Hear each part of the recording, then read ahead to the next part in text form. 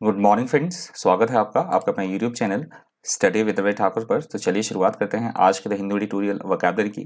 अंत तक वीडियो में बने रहेगा, सेशन में बने रहेगा। लास्ट में हम रिवीजन भी करेंगे वर्ड्स का फटाफट से, तो अंत तक वीडियो जरूर देखिएगा।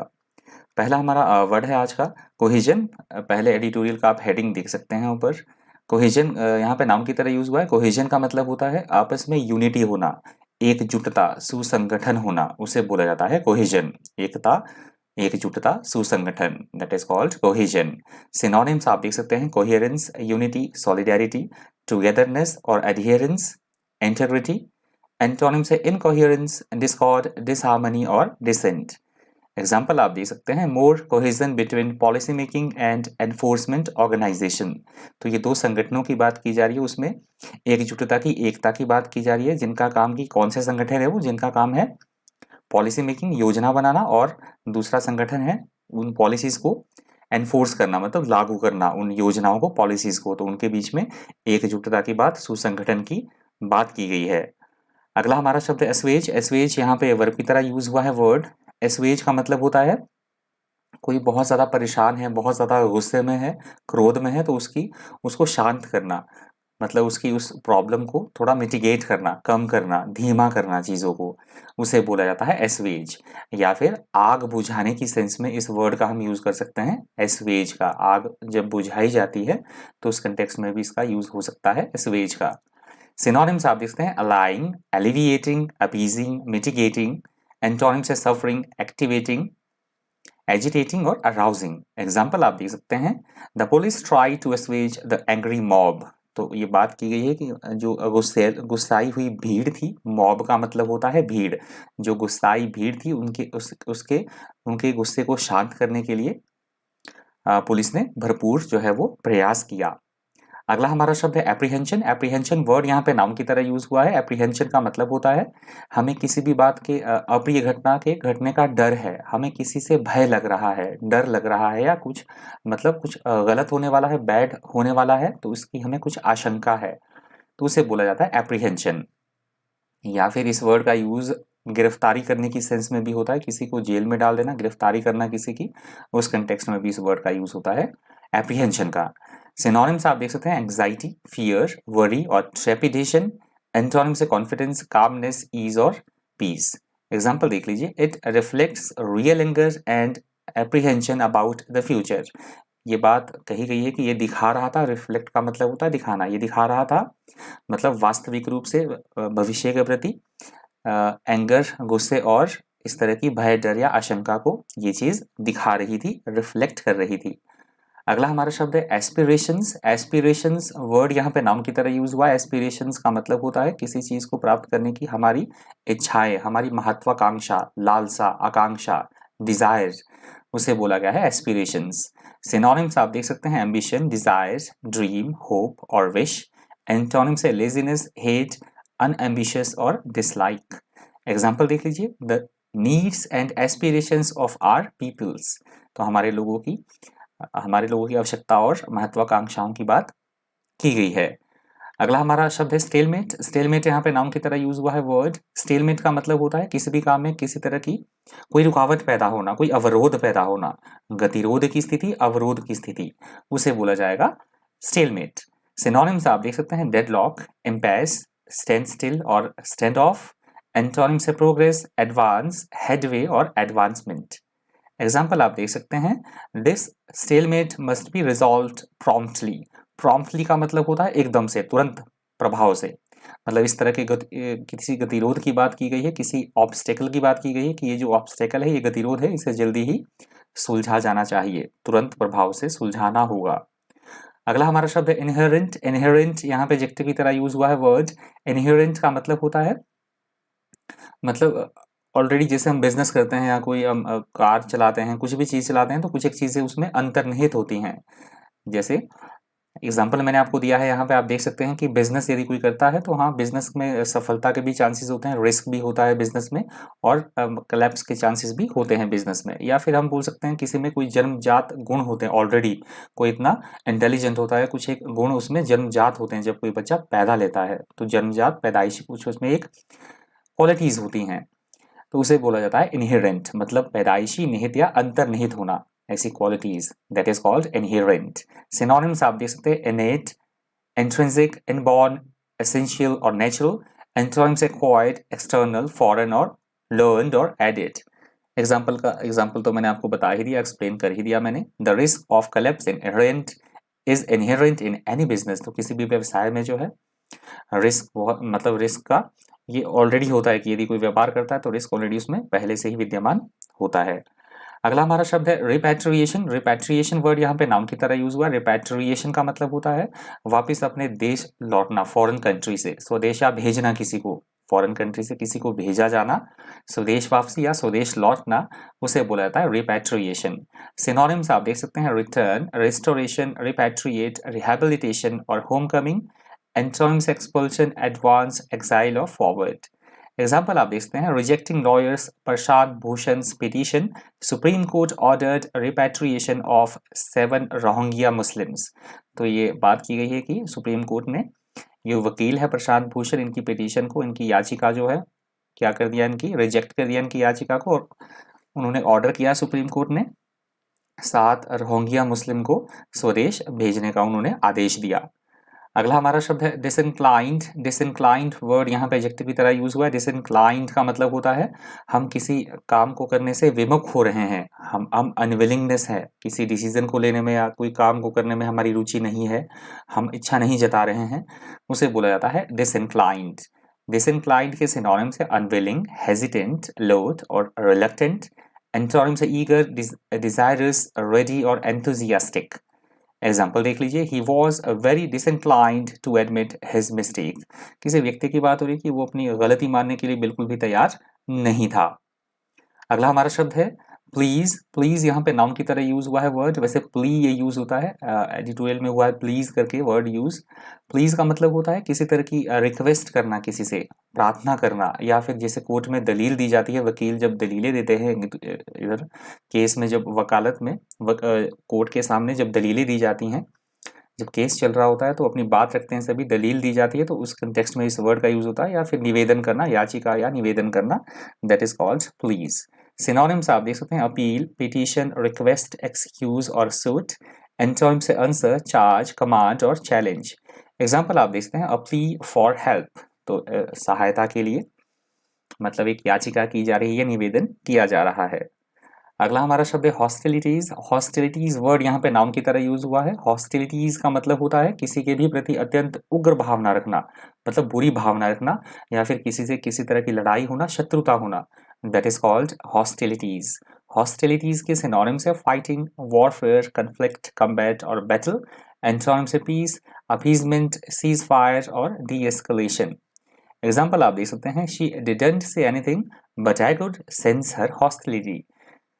कोई व्यक्ति ये बात बोल रहा है किसी महिला के बारे में कि उसने कुछ नहीं कहा, परंतु फिर भी मैं सेंस कर सकता था, जो उसकी इस तरह की भावनाएं थी उसको मैं भांप सकता था, मैं सेंस उसको ऑलरेडी कर सकता था। अगला हमारा शब्द है इम्पेडिमेंट। इम्पेडिमेंट यहाँ पे नाउन की तरह यूज हुआ है वर्ड। इम्पेडिमेंट का मतलब होता है किसी भी काम में किसी तरह की कोई बाधा आना, विघ्न पैदा होना, अवरोध या गतिरोध की स्थिति। या फिर यदि हम हकलाकर बोलते हैं, कोई व्यक्ति हकलाकर यदि बोलता है, स्पष्ट नहीं बोल पाता है, तो उस कंटेक्स्ट में भी इस वर्ड का यूज हो सकता है इम्पेडिमेंट का। सिनोनिम्स आप देखते हैं हिंड्रेंस, ऑब्स्टिकल, ऑब्स्ट्रक्शन और handicap. Antonyms advantage, help, benefit और एड। एग्जाम्पल आप देख सकते हैं he was satisfied that there was no legal impediment to the marriage. किसी व्यक्ति की बात हो रही है कि वो बिल्कुल संतुष्ट था क्योंकि उसकी शादी में किसी भी तरह का कोई लीगल रुकावट, मतलब लीगली कानूनी तौर पे कोई बाधा नहीं थी, तो इसलिए वो संतुष्ट था, सेटिस्फाइड था। अगला हमारा शब्द है बोल्स्टर। बोल्स्टर यहाँ पे वर्ब की तरह यूज हुआ है वर्ड। बोल्स्टर का मतलब होता है किसी भी काम को हम समर्थन दे रहे हैं, बढ़ावा दे रहे हैं, या किसी को कोई काम करने के लिए प्रोत्साहित कर रहे हैं, उसे बोला जाता है बोल्स्टर। सिनोनिम्स आप देख सकते हैं सपोर्ट, रेनफोर्स, स्ट्रेंथन और सस्टेन। एंटोनिम्स है अंडरमाइन, हिंडर, ऑब्स्ट्रक्ट और वीकन। एग्जाम्पल देख लीजिए his remarks did nothing to bolster my confidence. तो कोई व्यक्ति बात बोल रहा है कि उसके जो रिमार्क्स थे, उसने कोई भी कार्य नहीं किया जिससे कि, कोई भी काम नहीं किया जिससे कि मेरा कॉन्फिडेंस जो है वो बूस्टअप हो सके, बढ़ावा मिल सके मेरे कॉन्फिडेंस को। अगला हमारा शब्द है डिस्कॉर्ड। यहाँ से दूसरा एडिटोरियल भी शुरू हो रहा है। हेडिंग आप देख सकते हैं। डिस्कॉर्ड का मतलब होता है किसी भी बात को लेकर किसी से अनबन होना, असहमति होना, विरोध होना, आपस में मतभेद होना, मतलब झगड़ा होना, उलझना, that is called discord. Synonyms आप देख सकते हैं conflict, dissension, disagreement, strife. Antonyms है हार्मनी, पीस, एग्रीमेंट और अकॉर्ड। एग्जाम्पल आप देख सकते हैं फैमिली लाइफ रिमेन्स डिस्कॉर्ड, तो मतलब जो फैमिली लाइफ है उसमें इस तरह के मतभेद आपस में चलते ही रहते हैं, वाद विवाद होता रहता है पारिवारिक जीवन में। अगला हमारा शब्द है counter part. Counter part word यहाँ पे नाउन की तरह यूज हुआ है। काउंटर पार्ट का मतलब होता है वह व्यक्ति, ऐसा व्यक्ति जो कि अन्य संगठन या देश में भी उसके समान पद पर है, मतलब समकक्ष हम उसको बोलते हैं। जैसे मैंने इमेज आप यहाँ पे लगाई है, आप देख सकते हैं। यहाँ हमारे प्रधानमंत्री नरेंद्र मोदी हैं और उनके काउंटर पार्ट पाकिस्तान में कौन है, जिनकी मैंने ये इमेज लगाई है। चलिए सिनोनिम्स इसके इक्विवेलेंट, पैरेलल, मैच, मेट और पीर। एंटोनिम्स ओरिजिनल, डिफरेंट, अलाय और अलोन। एग्जाम्पल आप देख सकते हैं, देखिए मैंने उन्हीं का एग्जाम्पल दिया है कि इंडियन जो प्राइम मिनिस्टर है हमारे, उनके counter part Pakistani prime minister. अगला हमारा शब्द है नॉटी। नॉटी यहाँ पे एडजेक्टिव की तरह वर्ड यूज हुआ है। नॉटी का मतलब होता है ऐसी कोई चीज़ जो बेहद पेचीदा हो, समझने में बहुत ज़्यादा मुश्किल हो, डिफिकल्ट हो, बहुत ज़्यादा जटिल कोई चीज़ होना, विकट, कॉम्प्लिकेटेड, उसे बोला जाएगा नॉटी। सिनोनिम्स आप देखते हैं कॉम्प्लेक्स, कॉम्प्लिकेटेड, इन्वॉल्व्ड और डिफिकल्ट। एंटोनिम्स है रॉयल, सिंपल, इजी और फैसिल। एग्जाम्पल देख लीजिए, the new management faces some knotty problems. तो जो नया मैनेजमेंट है, नया जो प्रबंधक है, प्रबंधन जो विभाग है, सारा नया मैनेजमेंट जो सिस्टम है नया, उसके साथ उनको काफ़ी सारी जो है डिफिकल्ट, पेचीदा, जटिल समस्याओं का सामना जो है वो करना पड़ा। अगला हमारा शब्द है फेस्टर। फेस्टर वर्ड यहाँ पे वर्ब की तरह यूज हुआ है। फेस्टर का मतलब होता है पहले ही प्रॉब्लम है, पहले ही अनप्लेजेंट सिचुएशन है, तो और ज़्यादा वर्स हो जाना उस स्थिति का, उसमें बढ़ोतरी होना, वृद्धि होना, बढ़ना उस समस्या का, किसी समस्या का, अप्रिय स्थिति का और ज़्यादा कंडीशन का वर्स हो जाना, that is called fester. Synonyms आप देखते हैं decay, decompose, wrinkle, spoil और putrefy. Antonyms हैं heal, ease, lessen, dull और recover. एग्जाम्पल आप देखते हैं resentments are starting to fester. resentments का मतलब होता है नाराजगी या अनबन, मतलब इस तरह की जो नाराजगी थी वो बढ़ ही रही थी, डे बाय डे उसमें वृद्धि हो ही रही थी, मतलब वो वर्स होना शुरू हो गई थी नाराजगी। अगला हमारा शब्द है डेलिनिएशन। डेलिनिएशन वर्ड यहाँ पे नाउन की तरह यूज हुआ है। डेलिनिएशन का मतलब होता है सीमाओं का निर्धारण करना, चित्रांकन, रूपरेखा, सीमांकन करना, रेखांकन करना। जैसे मैप मैंने आपको यहाँ पे इमेज में दिखाया है कि यदि हम बाउंड्रीज सेट करते हैं किन्हीं भी दो राज्यों के बीच या दो देशों के बीच, तो उसको मतलब चित्रांकन करना, सीमांकन करना, बाउंड्रीज मतलब डिसाइड करना, बंटवारा, that is called delineation. Synonyms आप देख सकते हैं पिक्चर, डिपिक्शन, रिप्रेजेंटेशन, आउटलाइन और स्केच। एंटोनिम्स हैं डिमिनिश, एक्सीडेंट, एग्रीमेंट और चैलेंज। एग्जाम्पल आप देख सकते हैं the eventual delineation of the border between the two states. तो दो स्टेट्स के मतलब बॉर्डर के विभाजन की बात की गई है, मतलब उसके सीमांकन, उनकी सीमाओं के सीमांकन की बात, रेखांकन की बात कही गई है। अगला हमारा शब्द है अकॉर्ड। अकॉर्ड यहाँ पे नाउन की तरह यूज हुआ है वर्ड। अकॉर्ड का मतलब होता है ऑफिशियली तौर पर एग्रीमेंट होना किसी के साथ, किसी तरह का, या आपस में तालमेल होना, सहमति होना किसी बात को लेकर, उसे बोला जाता है अकॉर्ड। सिनोनिम्स आप देखते हैं एग्रीमेंट, ग्रांट, हार्मनी, गिव और एग्री। एंटोनिम्स है डिसएग्रीमेंट, डिस्कॉर्ड, डिसएग्री और केओस। एग्जाम्पल आप देख सकते हैं UNITA पार्टी को कानूनी रूप का दर्जा दिया गया किस समझौते के अंतर्गत, 1991 में जो शांति समझौता हुआ उसके अंतर्गत इसको जो है वो कानूनी रूप से राजनीतिक पार्टी का दर्जा दे दिया गया। अगला हमारा शब्द है इम्पेरेटिव। यहाँ पे एडजेक्टिव की तरह वर्ड यूज हुआ है। इम्पेरेटिव का मतलब होता है ऐसी कोई बात या ऐसा कोई कार्य जो बहुत ज़्यादा ज़रूरी हो, बहुत ज़्यादा वेरी वेरी मच इम्पॉर्टेंट, बेहद ज़रूरी होना, महत्वपूर्ण होना, अत्यावश्यक होना, that is called imperative. Synonyms आप देख सकते हैं एसेंशियल, नेसेसरी, वाइटल और क्रूशियल। एंटोनिम्स है माइनर, अननेसेसरी, नीडलेस और इनएसेंशियल। एग्जाम्पल देख लीजिए, it's imperative that you see a doctor immediately. तो किसी को ये सलाह दी जा रही है कि ये अब आवश्यक हो गया, बहुत ज़्यादा ज़रूरी हो गया है कि तुम्हें एक डॉक्टर को कंसल्ट करना चाहिए, तुम्हें उसकी राय लेनी चाहिए। अगला हमारा शब्द है सेवर। सेवर यहाँ पे वर्ब की तरह, नाउन की तरह वर्ड यूज हुआ है। सेवर का मतलब होता है किसी भी चीज़ का हम इंजॉय कर रहे हैं, आनंद उठा रहे हैं या स्वाद लेना। इंजॉइंग करना, दैट इज कॉल्ड इंजॉय करना, आनंद उठाना, that is called savour. Savour के सिनोनिम्स है रिलिश, एंजॉय, टेस्ट और अरोमा। एंटोनिम्स है अवर्ल्स, डिसलाइक, रिग्रेट और अबोर। एग्जाम्पल देख लीजिए, just relax, eat slowly and savour the full flavour of your food. तो ये कहा गया है कि आराम से रिलैक्स होके बड़े आराम आराम से खाइए और अपने भोजन का जो है वो खाने का पूरा आनंद लीजिए। तो ये लास्ट वर्ड था आज की द हिंदू ट्यूटोरियल वोकैबुलरी का, सेवर। चलिए फटाफट से रिवाइज करते हैं वर्ड को। आप देख लीजिएगा कितने आपको वर्ड थोड़े मेमोरी में रहे हैं, याद रहे हैं कितने वर्ड आपको। पहला हमारा वर्ड है कोहेजन। कोहेजन का मतलब होता है आपस में चीज़ों में, मतलब आपस में यूनिटी होना, सुसंगठन होना, सामंजस्य होना, चीज़ों का आपस में तालमेल होना, that is called cohesion. Next word है एस्वेज। एस्वेज का मतलब होता है कोई बहुत अधिक नाराज है या बहुत अधिक क्रोधित है तो उसे शांत करना या फिर आग बुझाने की सेंस में इस वर्ड का यूज होता है एस्वेज का। अगला शब्द है एप्रीहेंशन। एप्रीहेंशन का मतलब होता है किसी भी चीज़ से हमें भय लग रहा है, डर लग रहा है या कुछ बुरे होने की आशंका है, या फिर गिरफ्तारी की सेंस में भी इस वर्ड का यूज होता है एप्रीहेंशन का। अगला शब्द है एस्पिरेशंस। एस्पिरेशंस का मतलब होता है हमारी इच्छाएं, हमारे गोल्स, हमारे ड्रीम्स, हमारी डिजायर्स, उसे बोला जाता है एस्पिरेशंस। अगला शब्द है स्टेलमेट। स्टेलमेट का मतलब होता है ठहराव की स्थिति, गतिरोध की स्थिति, विरोध की स्थिति, बाधा, अड़चन, उसे बोला गया है स्टेलमेट। अगला हमारा शब्द है इनहेरेंट। इनहेरेंट का मतलब होता है पहले से ही निहित कोई चीज़ें होना, जैसे बिजनेस में जो रिस्क है वो पहले से ही निहित होता है, दैट इज कॉल्ड इनहेरेंट। अगला हमारा शब्द है रिपैट्रिएशन। रिपैट्रिएशन का मतलब होता है किसी को उसके देश वापस भेजना, वापस अपने देश लौटना, दैट इज कॉल्ड रिपैट्रिएशन। अगला हमारा शब्द है डिसइंक्लाइंड। डिसइंक्लाइंड का मतलब होता है किसी भी चीज़ को काम करने से मना करना या फिर हमारी रुचि ही नहीं है कोई काम करने के लिए, अनविलिंगनेस दिखाना, उसे बोला जाएगा डिसइंक्लाइंड। अगला शब्द है प्लीज। प्ली का मतलब होता है किसी से हम किसी तरह का निवेदन कर रहे हैं, रिक्वेस्ट कर रहे हैं, या फिर कोर्ट में, न्यायालय में किसी तरह की दलील देना, उसे बोला गया है प्लीज। अगला हमारा शब्द है हॉस्टिलिटीज। हॉस्टिलिटीज का मतलब होता है दूसरों के प्रति उग्र भावनाएं रखना, शत्रुतापूर्ण भावनाएं रखना, या फिर लड़ाई या शत्रुता, दैट इज कॉल्ड हॉस्टिलिटीज। अगला हमारा शब्द है इम्पेडिमेंट। इम्पेडिमेंट का मतलब होता है किसी भी काम में किसी तरह की कोई बाधा उत्पन्न करना, कोई रुकावट पैदा करना, दैट इज कॉल्ड इम्पेडिमेंट।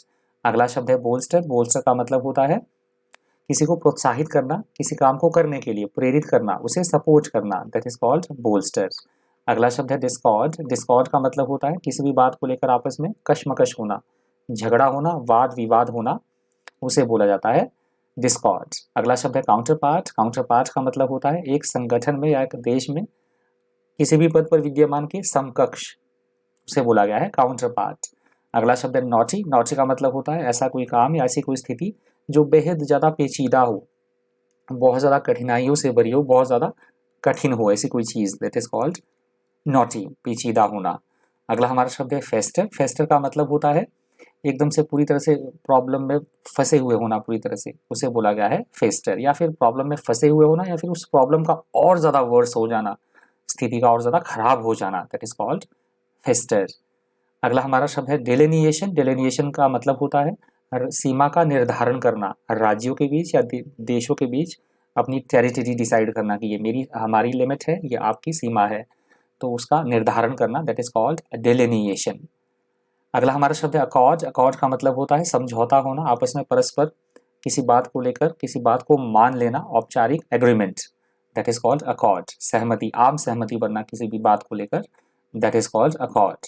अगला हमारा शब्द था इम्पेरेटिव। इम्पेरेटिव का मतलब होता है ऐसी कोई बात जो कि बहुत ज़्यादा इंपॉर्टेंट हो, मच इंपॉर्टेंट, बहुत ज़्यादा आवश्यक होना, महत्वपूर्ण होना, बहुत ज़्यादा ज़रूरी कोई चीज़, दैट इज कॉल्ड इम्पेरेटिव।